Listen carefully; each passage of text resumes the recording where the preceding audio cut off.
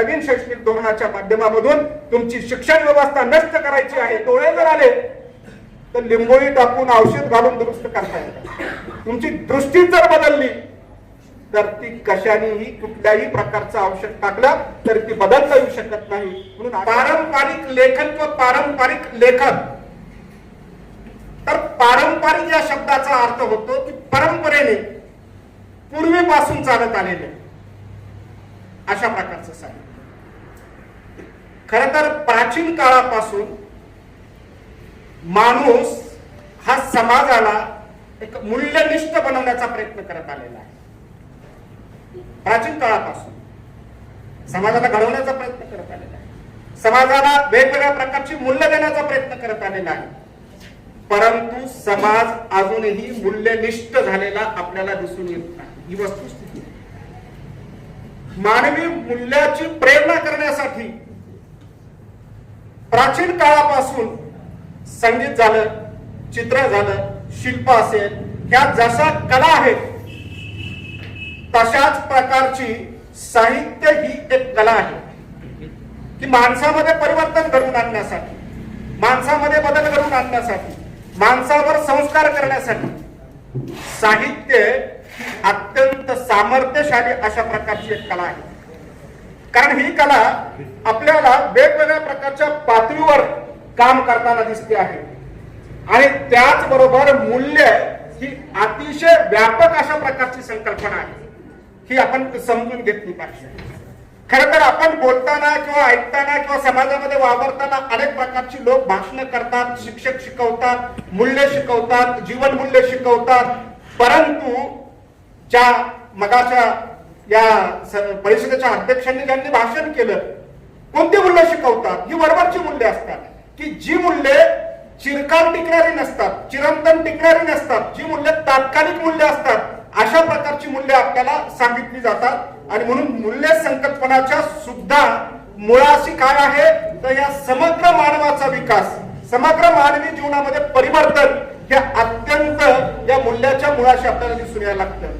आणि हे मूल्यच खऱ्या अर्थानं मानवी वर्तनाला, माणसाचं वर्तन जे आहे त्या वर्तनाला काय करत असतं, संयमित बनवण्याचा प्रयत्न करत असतं, योग्य अशा प्रकारचा आकार देण्याचा प्रयत्न करत असतो की जशा प्रकारचा कुंभार त्या मडक्याला आकार देऊन घडवण्याचा प्रयत्न करत असतो, अगदी तशाच प्रकारचं हा साहित्यिक किंवा लेखक त्यावेळेला लिहित असतो. त्याच्यामधून जो संस्कार करत असतो, त्याच्यामधून जो मूल्य देण्याचा प्रयत्न करत असतो तो घडवण्याचा प्रयत्न करत असतो. आणि माणसामधली जी काही पाशवी प्रवृत्ती आहे ही पाशवी प्रवृत्ती नष्ट करण्याचा तो प्रयत्न करत असताना आपल्याला दिसतो. आणि म्हणून समाजाला मूल्यनिष्ठ बनवण्याचे ज्या अनेक प्रकारचे साधन आहेत त्याच्यामध्ये मगाशी सांगितलं गेलं की धर्मसंस्था ही एक प्राचीन काळापासून समाजाला मूल्यनिष्ठ बनवण्यासाठी एक प्रभावी अशा प्रकारची ही संस्था कार्यरत असताना आपल्याला दिसते. आणि मग या धर्मसंस्थेमध्येच काय आहे, शिल्पकला आहे, या धर्मसंस्थेमध्ये चित्रकला आहे, या धर्मसंस्थेमध्येच संगीत कला ही आहे. ही जशा प्रकारची साधने आपल्याला दिसतात, अगदी या सर्वापेक्षा सुद्धा अत्यंत महत्वाचं आणि प्रभावी अशा प्रकारचं साधन जर कोणतं असेल तर ते म्हणजे साहित्य. हे प्रभावी अशा प्रकारचं साधन आहे. साहित्याला वगळून समाज खऱ्या अर्थानं मूल्यनिष्ठ होऊ शकत नाही, संस्कारशील होताना आपल्याला दिसत नाही. आणि म्हणून आपल्याला पूर्वीपासून आपल्याला लक्षामध्ये यायला लागतं की एक होती चिमणी, एक होता कावळा, ही चिवकावची आपल्याला गोष्ट सांगितलेली आहे. ही कथा आहे. या कथेमधून कुठल्या ना कुठल्या प्रकारचा संस्कार आपण मुलाला देण्याचा प्रयत्न करत असतो. आणि म्हणून संगीत असेल, नाटक असेल, दूरदर्शन मालिका असेल, ह्या जशा प्रकारच्या वेगवेगळ्या प्रकारच्या कलांची उभारणी करण्यासाठी ह्या निर्माण केल्या गेलेल्या आहेत. परंतु याच्या मुळाशी सुद्धा काय आहे, साहित्यच आहे. उदाहरणार्थ दूरदर्शनवरची एखादी मालिका आहे तर ही मालिका सुद्धा काय, अगोदर आपल्याला त्या मालिकाची स्क्रिप्ट लिहावी लागते आणि मग नंतर ती मालिका हे करावी लागते. उदाहरणार्थ एखादा चित्रपट आहे, चित्रपट सुद्धा काय आहे, अगोदर त्याची संहिता लिहिली जाते, अगोदर त्याची कथा लिहिली जाते आणि मग नंतर ती केली जाते. आणि म्हणून अशा प्रकारचं साहित्य हे माणसावर खऱ्या अर्थानं एक संस्कार करण्याचं काम करत असतं. आता जीवनमूल्य आणि मराठी साहित्य याची संकल्पना काय आहे की जी संकल्पना माणसाला विश्वातील समग्र घटकासाठी हितावह व सुखावह अशा प्रकारचे वर्तन करण्याची शिकवण देण्याचं जे काम करत असतं त्याला खऱ्या अर्थानं आपण काय म्हणतो, जीवनमूल्य म्हणत असतो. आणि ही जीवन मूल्ये मानवाला किंवा मानवावर संस्कार करून मानवी वर्तनामध्ये अधिक सुधारणा करून आणण्याचं काम करीत असतात. आणि म्हणून ही मूल्ये आहेत का मूल्यभास आहे हे सगळ्यात पहिल्यांदा आपण समजून घेतलं पाहिजे. कारण आपल्याला माहिती आहे की आपल्याला मूल्यभासच लोक जास्त मोठ्या प्रमाणावर सांगत असतात. आता या मूल्यामध्ये काय आहे तर मूल्यामध्ये कुठली मूल्य असतील त्याच्यामध्ये समग्र मानवाचं हित, समग्र मानवाचा विकास हेच असतं. आणि आता मूल्यभासामध्ये काय असतं की विशिष्ट वर्गाचं हित असतं. लक्षात ठेवा, आपल्याला मूल्य शिकवली जात नाहीत, मूल्यभास शिकवला जातो. जसं मगाशी आपल्या अध्यक्षांच्या भाषणामध्ये सांगितलं गेलेलं आहे की वेगवेगळ्या प्रकारच्या त्यांनी कादंबऱ्याची उदाहरणं दिली, वेगवेगळ्या पुस्तकाची उदाहरणं दिली, वेगवेगळ्या प्रकारचा हा इतिहास त्यांनी सांगितला, धर्माचा इतिहास सांगितला, जातीचा इतिहास सांगितला, साहित्याचा इतिहास सांगितला, संस्काराचा इतिहास सांगितला. आणि या सगळ्या प्रकारच्या माध्यमामधून खऱ्या अर्थानं आपल्याला मूल्यभासच खऱ्या अर्थानं शिकवला जातो. आता मूल्यभास म्हणजे काय? उदाहरणार्थ श्रद्धा आहे, सेवा आहे, शांती आहे. अशा प्रकारची जी काय मूल्य आहेत ही मूल्ये काय केली जातात? परंपरागत जी मूल्य आहेत तीच आपल्या मनावर जास्त बिंबवली जातात. की जशा प्रकारचं मी तुम्हाला सांगतो की साहित्यामध्ये 1960 नंतर प्रचंड मोठ्या प्रकारचा बदल झाला. मी अंबाजोगाई असेल, औरंगाबाद असेल, तिथून मी प्रवास करत करत पिंपळनेर या ठिकाणी आलेलो आहे. परंतु आता ह्या 1 वर्षामध्ये ही मूल्ये इतकी रुजवली गेली, लक्षात ठेवा, इतकी मुलवली गेली, इतकी बिनवली गेली, इतकी रुजवली गेली की प्रचंड बदल या मूल्यांनी केला. कोणत्या मूल्यांनी? परंपरागत मूल्यांनी. आता जसं त्यांनी सांगितलं की आता हे रामलल्लाचं जे होतं यामध्ये सुद्धा ही प्रचंड मूल्य काय झाली? रुजवली गेली. उदाहरणार्थ हळदी कुंकू कधी होत नव्हतं, परंतु आता बाया मात्र इतक्या हळदी कुंकू करायला लागल्या, प्रचंड मोठ्या प्रमाणावर करायला लागल्या. मंदिरं इतकी मोठमोठ्या प्रकारची उभा राहायला लागली. आणि अशा प्रकारचं हा धर्मभोळेपणा किंवा अशा प्रकारचं धार्मिकता, अशा प्रकारचा सेवा समाजामध्ये प्रचंड मोठ्या प्रमाणावर काय केलं? रुजवलं गेलं. खरं बघितलं गेलं तर कितीही मंदिरं उभारली गेली, कितीही पारंपरिक मूल्ये आपल्या लेखनामधून लेखकाने, साहित्यिकाने सांगितली गेली, पण मला वाटतं की जेवढा बदल व्हायला पाहिजे होता, जेवढं परिवर्तन व्हायला पाहिजे होतं, ती अजिबात होताना आपल्याला दिसत नाही. उलट माणसं प्रचंड मोठ्या प्रमाणावर हिंस्र बनत चाललेली आहे. हे लक्षात घ्या, कितीही आपण हे केलं गेलं तरी. म्हणून मला असं म्हणायचं की आता त्याग नावाचं मूल्य आहे. आता उदाहरणार्थ एखाद्या स्त्रीला त्याग नावाचं मूल्य सांगायचं झालं की तू पतिव्रता असली पाहिजे, तू पती पावित्र्य जपलं पाहिजे, किंवा एखादी स्वामीनिष्ठ, अशा प्रकारची जी मूल्य आहेत ना, अशा प्रकारचे शब्द सांगून, ही मूल्य सांगून एक समाजाला काय करायचं? गोंधळात टाकण्याचा प्रयत्न आपल्याला फार पूर्वीपासून केलेला आपल्याला दिसून येतो. फार पूर्वीपासून तो साहित्यामध्ये आपल्याला केलेला दिसून येतो. कारण ही मूल्य कुठून जास्त येतात? साहित्यामधूनच येत असतात. उदाहरणार्थ वारकरी संप्रदाय आहे. आता वारकरी संप्रदाय ज्या वेळेला निर्माण झाला आणि वारकरी संप्रदाय निर्माण ज्या वेळेला झाला त्यावेळेला वारकरी संप्रदायाचं काय होतं? मोक्ष प्राप्ती होती. वारकरी संप्रदायाचं काय होतं? मुक्ती होती, स्वर्ग प्राप्ती होती. स्वर्ग कुणी बघितलं नाही, प्रत्येक माणसाला सांगितलं जातं की माणूस मेल्यानंतर स्वर्गात जातो. ही मूल्य खऱ्या अर्थाने माणसामध्ये काय केलं? रुजवली गेलेली होती. आणि त्या काळामध्ये तुम्ही बघा, आम्ही वारकरी संप्रदाय शिकवतो, आणि त्या काळामध्ये काय केलं की प्रत्येक माणसाचा ध्येयवाद हाच बनला पाहिजे. हाच की जर समजा आपण ईश्वराची सेवा केली की आपलं घर काय झालं? सुधारलं जातं, आपल्याला मोक्ष मिळाला जातो, आपण स्वर्गात जातो. अशा प्रकारचं वेगवेगळ्या प्रकारची गोष्टी असेल, मग कीर्तन असेल, भजन असेल, अभंग असेल, वेगवेगळ्या प्रकारचं आपल्याला त्याच्यामध्ये अडकून टाकण्याचा प्रयत्न केलेला आपल्याला दिसून येतो.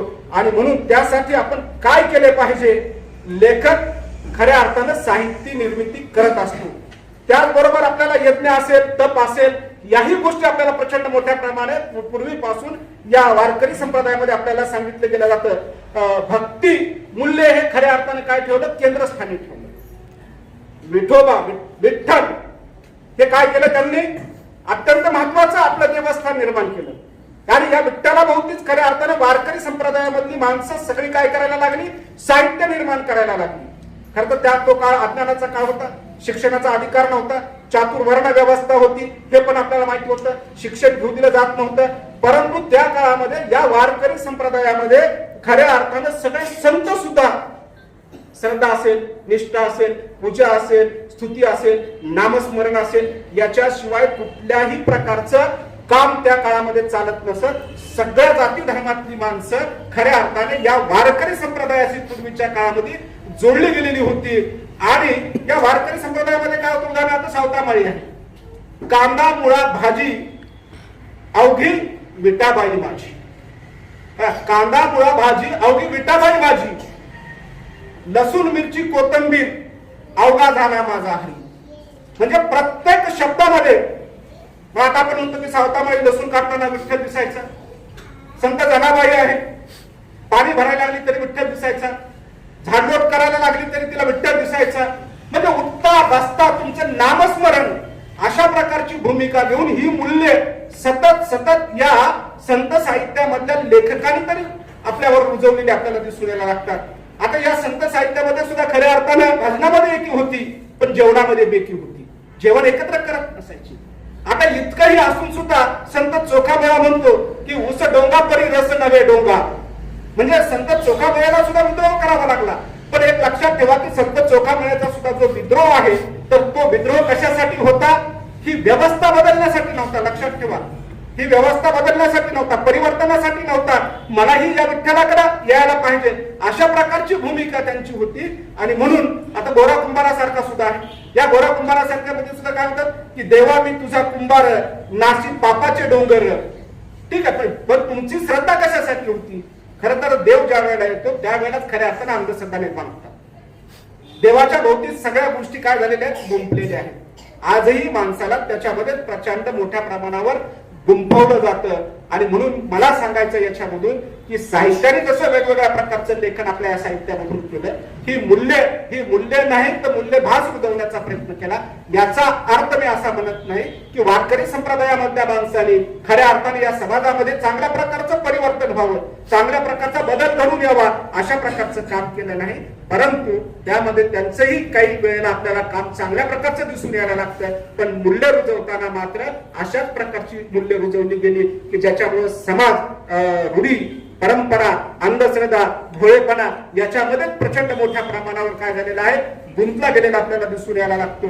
आणि म्हणून आता साहित्यिक माणसं जी आहेत, आता जे लेखन करत आहेत, ही साहित्यिक माणसं सुद्धा काय करतात, याच्यामध्येही वेगवेगळ्या प्रकारचे स्तर आहेत. मग आता त्याच्यामधला पहिला स्तर मी तुम्हाला सांगेल की कुठला स्तर आहे साहित्यिकामध्ये आमच्या, तर तो म्हणजे की पुराण गंगे साहित्यिक. अशा प्रकारचा एक आपण स्तर निर्माण करतो.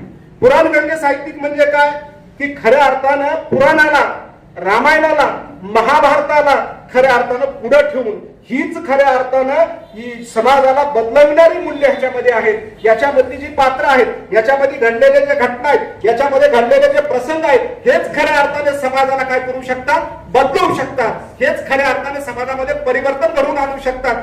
अशा प्रकारचं हे प्रतिमा प्रतीक वापरून समाजामध्ये आपल्या साहित्याच्या माध्यमामधून तेच रणगाणं पुन्हा आणखी पेरण्याचा, तेच रणगाणं पुन्हा आणखी सांगण्याचा प्रयत्न करताना आपल्याला दिसतात. आणि म्हणून खरं तर साहित्यिकाची जीवनदृष्टी कशा प्रकारची असते की त्याला सभोवतालचं वातावरण आहे, सामाजिक परिस्थिती आहे, सांस्कृतिक परिस्थिती आहे, धार्मिक परिस्थिती आहे, या सगळी परिस्थिती लेखकाला घडवत असते. ही सगळी परिस्थिती लेखकाला दिसत असून सुद्धा लेखक त्या वस्तुस्थितीवर प्रहार करत नाही.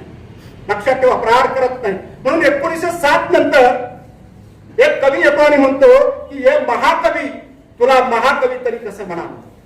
बघा, रामायण मध्ये कोणी लिहिलं, वाल्मिकीने लिहिलं, क्रौंच पक्षाचं वध झाला, क्रौंच पक्षाचं प्रेम करता करता वध झाला, ते दुःख त्यांनी बघितलं आणि बघितल्यानंतर रामायण निर्माण झालं, असं प्रकारचं म्हटलं जातं. आणि म्हणून म्हणतात की हे महाकवी, तुला महाकवी तरी कसं म्हणावं.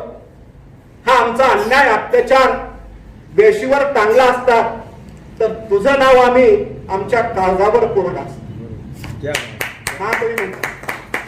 कारण पूर्वीच्या काळामध्ये सामान्य माणसाचं दुःख, सामान्य माणसाच्या यातना, या चातुर्वर्ग व्यवस्थेमधला अस्पृश्य वर्ग त्याच्यामध्ये नव्हता. दुःखात तुमचं मांडलं जात नसायचं, तुमच्या वेदना साहित्याचा विषय होऊ शकत नव्हत्या. आणि म्हणून अशा प्रकारचे साहित्यिक हे आत्मकेंद्री वृत्तीचे असतात, सांगितलं आपल्याला. आणि म्हणून काही साहित्यिक खऱ्या अर्थानं हा सभोवताल दिसत असून सुद्धा त्याच्याकडे पूर्णपणे डोळे झाक करण्याचा प्रयत्न करत असतात. आजही माणसं आपल्याला समाजामध्ये अशीच झालेली दिसतात. तुम्ही बघा, लक्षात ठेवा, अशा प्रकारची माणसं समाजामध्ये खूप आहेत कितीही चांगलं सांगण्याचा जरी प्रयत्न केला तरी लोक आपलं ऐकत नाही, आपल्या साहित्यविही करण्याचा प्रयत्न करत नाहीत.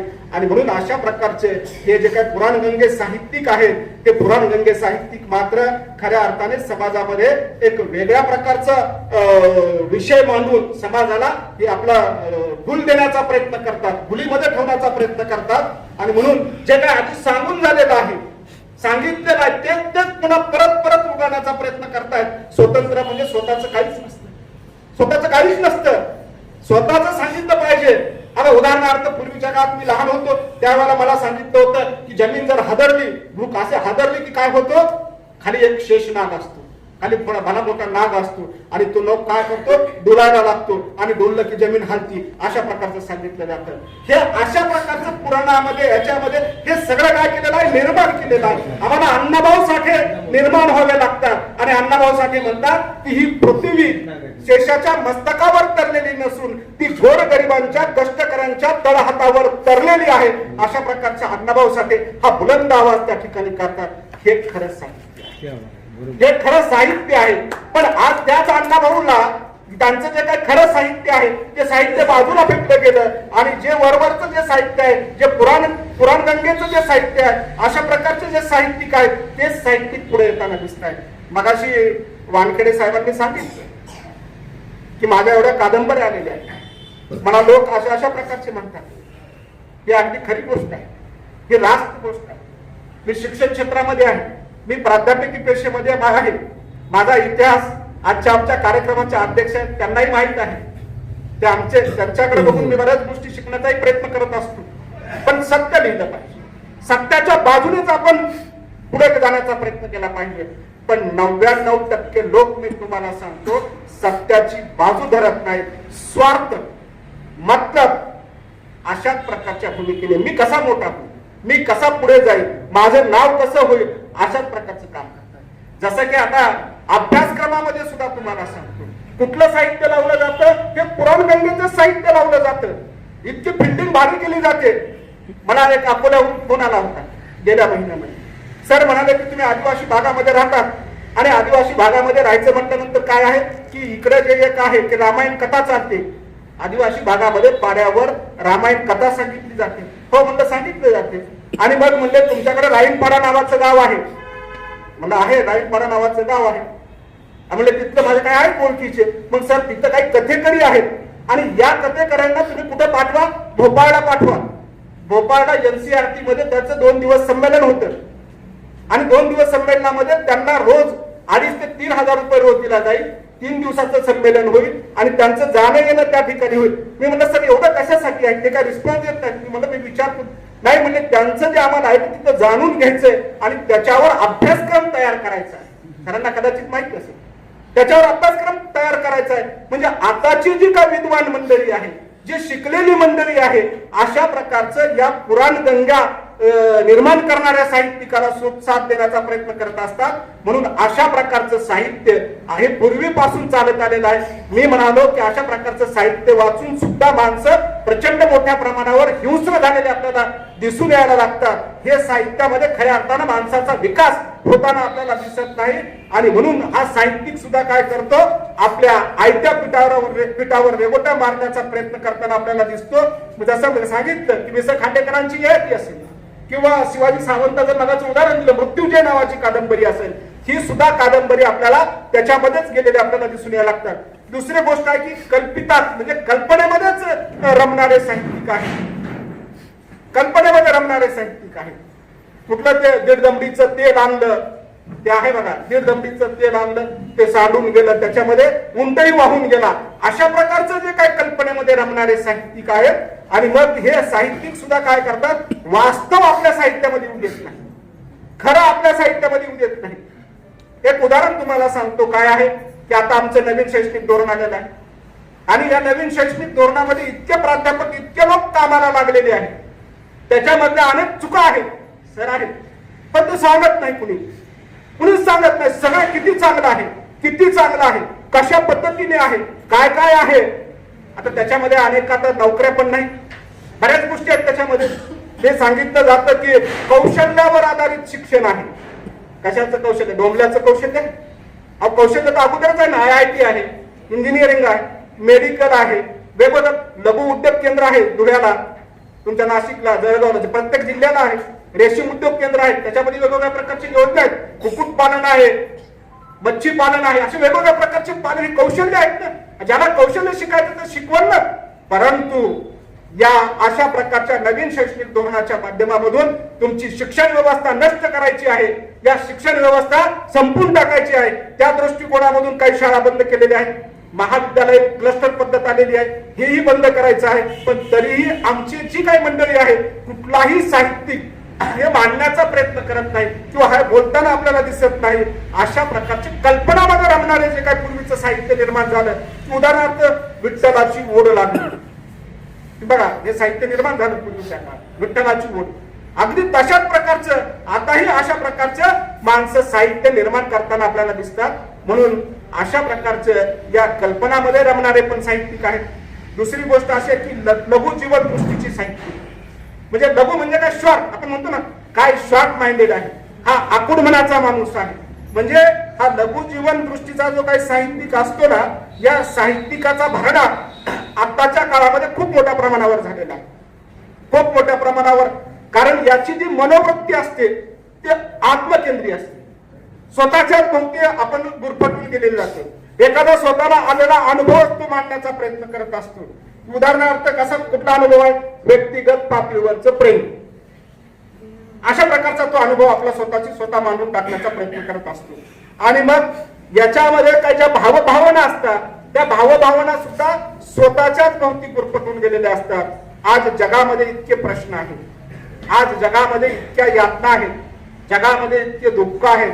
मी तर म्हणतो की आज साहित्यिक जिवंत आहे की नाही हाच खऱ्या अर्थानं प्रश्न आहे. लक्षात ठेवा, आज रोजगारीचा प्रश्न आहे, आज भ्रष्टाचाराचा प्रश्न आहे, आज नैतिकतेचा प्रश्न आहे, आज धर्मसंस्थेचा प्रश्न आहे, आज जातीचा प्रश्न आहे, आज बेरोजगारीचा प्रश्न आहे, आज महागाईचा प्रश्न आहे, आज खासगीकरणाचा प्रश्न आहे, आज जागतिकीकरणाचा प्रश्न आहे. हे सगळे प्रश्न आणि प्रश्न आवासून आपल्या समोर उभा राहिलेले आहेत. पण कुठलाही विचारवंत, कुठल्याही प्रकारचा हा कुणीही आपल्याला बोलताना दिसत नाही, कुणीही आपल्याला लिहिताना दिसत नाही. म्हणून अशा प्रकारचे सगळे साहित्यिक सुद्धा काय झालेले आहेत, शॉर्ट माइंडेड झालेले आहेत, असे लघु दृष्टी.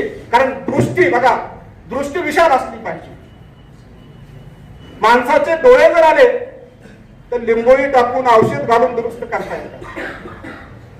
तुमची दृष्टी जर बदलली तर ती कशानेही कुठल्याही प्रकारचं औषध टाकलं तर ती बदलता येऊ शकत नाही. म्हणून अशा प्रकारची साहित्यिक आहेत. पुन्हा मध्यम जीवन दृष्टीचे साहित्यिक, अशा प्रकारचा आपल्याला साहित्यामध्ये भाग करता येईल.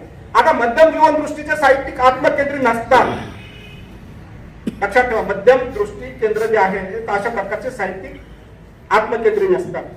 व्यक्तिगत खऱ्या अर्थाने अनुभवांना महत्व नाही की माझं काय झालं, मला एखादा अनुभव आला, तो वाईट आला, त्याच्यावर खऱ्या अर्थाने हे जग नसतं, आपण म्हणजे जग नसतो. असं नाही की या समाजामध्ये वेगवेगळ्या प्रकारच्या पातळीवर, वेगवेगळ्या समाजामधल्या लोकांवर, जातीचा असेल, धर्माचा असेल, वेगवेगळ्या प्रकारचे सभोवतालचा जो काही समाज जीवन आहे हेच खऱ्या अर्थानं साहित्यासाठी महत्वाचं असतं. कारण साहित्य हा समाजाचा आरसा असतो. आपलं प्रतिबिंब जशा प्रकारचं आपल्याला दिसतं आरशामध्ये, तशा प्रकारचं या समाजामध्ये ज्या विविध अशा प्रकारच्या घटना घडलेल्या आहेत, घडत आहेत, त्याच्याकडे या मध्यम जीवन दृष्टिकोनातला जो साहित्यिक असतो तो बारकाईने लक्ष देत असतो आणि खऱ्या अर्थानं तो लिहून समाजाला प्रेरणा देण्याचं काम करत असतो. म्हणून मगाशी सांगितलं की यमुनेचे जे काही दुःख आहे, हे यमुनेचे दुःख नावाची जी कादंबरी आहे हरिभाऊ आपटेंनी मांडलेली, पण लक्षात कोण घेतो, अशा प्रकारच्या कादंबरीमधून काही जी माणसं आपल्याला दिसून यायला लागतात. किंवा शारदा नावाचं जे काही नाटक आहे, या शारदा नावाच्या नाटकामधून सुद्धा जे काही जरद कुमारी विवाह आहे, ही प्रथा समाजामध्ये किती वाईट आहे, किती दुःखी आहे, अशा प्रकारची भूमिका घेऊन हे आपल्याला दिसून यायला लागतं. त्याच्यानंतरचा जो मुद्दा आहे तो म्हणजे विशाल जीवन दृष्टीचे साहित्यिक आहेत.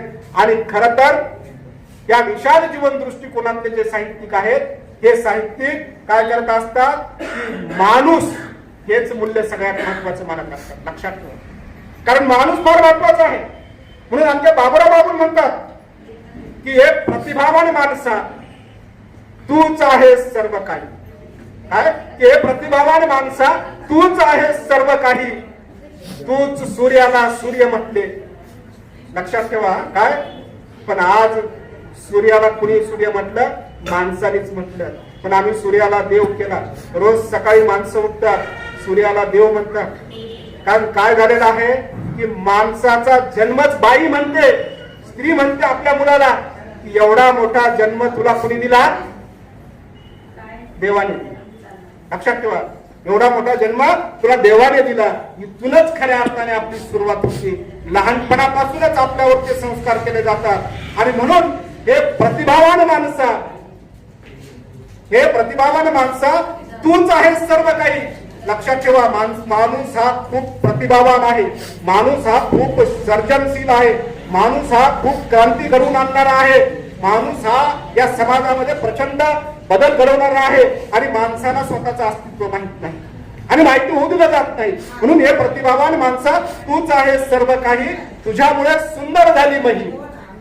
तूच चंद्राला चंद्र म्हटले आणि चंद्र चंद्र झाला. तूच सूर्याला सूर्य म्हटले आणि सूर्य सूर्य झाला. हे प्रतिभावान माणसा तूच आहे सर्व काही आणि तुझ्यामुळेच सुंदर झाली ही मही. सुंदर झाली ही मही. ही पृथ्वी सुंदर करण्याचं काम खऱ्या अर्थानं माणसानं केलेलं आहे. आणि म्हणून विशाल दृष्टिकोनामधली जी काही माणसं असतात, जी साहित्यिक असतात, ती खऱ्या अर्थानं अशा प्रकारचं, मग ते सामाजिक असेल, धार्मिक असेल, राजकीय असेल, वैचारिक असेल, कौटुंबिक असेल, समाजामध्ये असेल, या सगळ्यांना एक जे कुंपणामध्ये अडकलेले आहेत, या कुंपणामधून बाहेर काढण्याचा ते प्रयत्न आपल्याला करताना दिसतात.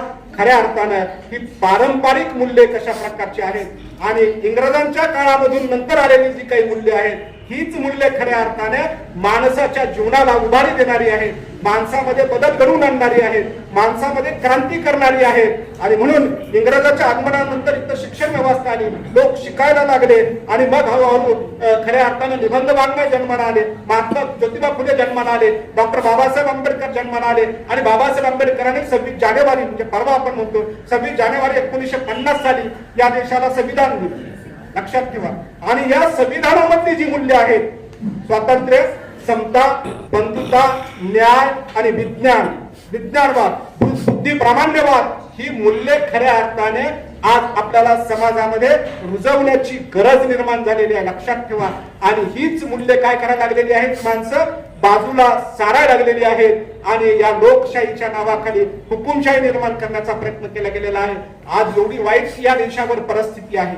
लोक कुणी बोलायला तयार होत नाही, कुणी सांगायला तयार होत नाही, कुणाच्या कानात पण बोलत नाही. कारण कुणी बघितलं तर आपल्याला काय करतील, का आपल्याकडे ईडी वगैरे येईल बोलणीमुळं, ही सुद्धा भीती माणसाच्या मनामध्ये प्रचंड मोठ्या प्रमाणावर निर्माण झालेली आहे. साहित्यिकावर सुद्धा प्रचंड मोठ्या प्रकारची दहशत निर्माण झालेली आहे. म्हणून डॉक्टर बाबासाहेब आंबेडकरांच्या या आगमनानं, डॉक्टर बाबासाहेब आंबेडकरांच्या संविधानानं जी काही क्रांती, आमूलाग्र अशा प्रकारची क्रांती झाली. आणि मग साहित्यामध्ये जे काही वेगवेगळ्या प्रकारचे प्रभाव आहेत, दलित साहित्य असेल, आदिवासी साहित्य असेल, स्त्रीवादी साहित्य असेल, जनवादी साहित्य असेल, हे सगळे साहित्य काय केले, खऱ्या अर्थाने बहरून येऊ लागले, फुलून येऊ लागले. आणि याच्यामधून मग काय नवीन एक क्रांती जन्माला येते. जसं की केशवसुत म्हणतात की जुने जाऊ द्या मरणा लागुनी. बघा, जुने जाऊ द्या मरणा लागुनी, जाळून किंवा पुरुणी टाका. अशा प्रकारची भूमिका डॉक्टर बाबासाहेब आंबेडकरांच्या या स्वातंत्र्य, समता, बंधुत्व, न्याय या मूल्याने आपल्याला समाजामध्ये झालेली दिसून यायला लागते. आणि म्हणून खऱ्या अर्थानं जे काही म्हणजे पुराणिक जी मूल्य आहेत, जे पौराणिक जे मूल्य आहेत, ते सगळे मूल्य हे बदल घडवून आणणारे माणसामध्ये आपल्याला दिसून येत नाहीत. आणि म्हणून लोकशाहीचं जतन करणं हे साहित्यिकापुढे हा एक गंभीर प्रश्न आहे, प्रचंड मोठ्या प्रकारचं आव्हान आहे. पण या लोकशाहीच्या बाजूने कुणीही बोलताना दिसत नाही. लक्षात ठेवा. आज एक उदाहरण तुम्हाला सांगतो की जो आपला 22 तारखेला कार्यक्रम झाला, कोणता कार्यक्रम झाला की रामलल्लाच्या संदर्भातलं जे काही धर्मपीठाचे धर्मगुरू म्हणत होते की नाही आम्ही येणार नाहीत, की हे तुम्ही धर्माच्या बाजूने करत नाहीत. आपण आपलं साधं घर जर बांधलं, घर पूर्ण झालं तरच घराची वास्तुशांती करतो. मंदिर पूर्ण झालेलं नव्हतं म्हणजे धर्माचे सुद्धा नियम किंवा धर्माचे सुद्धा जे काही आहे तुम्ही बाजूला सारलं. या फक्त या मंदिराच्या भोवती तुम्हाला मूल्यभास निर्माण केला जातो आणि या जगाला, या समाजाला, या देशाला वेठीस धरण्याचा आपण प्रयत्न केला जातो. पण त्या संदर्भातही कुणीही लिहिलं जात नाही. खरं तर पंतप्रधान असतील किंवा कुठलंही पद असेल, हे पद एका धर्मासाठी वापरता येत नाही. तुम्ही भारतीय संविधानाची शपथ घेतलेली आहे. शपथ घेतल्यानंतर इथले सगळे धर्म तुमचे त्याचं कल्याण करणं, त्याला सांभाळणे तुमचं काम आहे, तर तसंही होताना दिसत नाही. म्हणून लोकशाही ही प्रचंड मोठ्या प्रमाणावर धोक्यात आलेली आहे. याच्याही पुढे एक असा कायदा करण्याचा कायदा समोर ठेवलेला आहे लोकशाहीमध्ये, की कुठलेही विचारवंत असतील, लेखक असतील, त्यांनी बोलता कामा नये, त्यांनी लिहिता कामा नये. तो पारित जर झाला तर अशा प्रकारचं आपल्याला सुद्धा बोलता येणार नाही. अशा प्रकारची परिस्थिती आज निर्माण करून टाकलेली आहे. आपण वेळीच जर खऱ्या अर्थानं सावध झालो नाही आणि खऱ्या अर्थानं बुद्धिवाद आणि विज्ञानवाद सुद्धा रुजवणं हे एक मोठ्या प्रकारचं स्वप्न आहे. कारण आज सगळा देश अंधश्रद्धेकडे आपल्याला घेऊन चाललेला आहे. आपल्यामध्ये जुने विचार, जुन्या रूढी, जुन्या परंपरा निर्माण करण्याचं काम करतो आहे. खरं तर ह्या 1 वर्षामध्ये तुम्ही आजूबाजूला बघा, मंदिरं खूप झालेली आहे, मंदिराला विरोध नाही, पण शाळा बंद करायला लागली. या देशाचा विकास शाळेमधून होत असतो, ज्ञानामधून होत असतो, विज्ञानाने होत असतो.